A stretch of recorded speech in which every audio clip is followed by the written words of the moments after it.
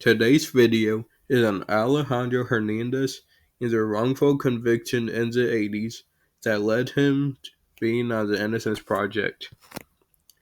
In 1983, a 10-year-old girl, Jenny Nicarco, was abducted from her home in Illinois. She was found raped and murdered by the cops. The cops arrested Alejandro Hernandez. Although there's no physical evidence connecting him to the crime, the evidence used to convict him was eyewitness testimony that proved to be unreliable, and invalid forensic testimony and a boot print and DNA test on the sperm cell collected from her body. He was on death row and ultimately served 12 years in prison. The evidence that was used to exonerate him was DNA testing on the sperm, which was revealed not to be his, but a serial killer known as Brian Dugan.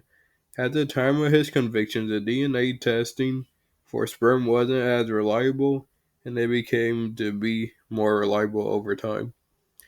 Dugan had previously admitted to the crime, but no one believed him.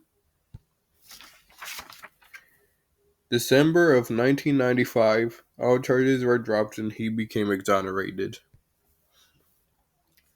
There's not much information on his current life, besides the fact that he sued the state and got $3.5 million in compensation. As we know from TED Talks, eyewitness testimony can be unreliable. In fact, eyewitness testimony is the most leading cause to wrongful convictions. In class, we talked about biological evidence, and the sperm collected is an example of that, as biological evidence is directly associated with living things. If the case were to happen today, and I had to defend him, I would use my knowledge of how eyewitness testimony are faulty and have DNA testing on all biological evidence.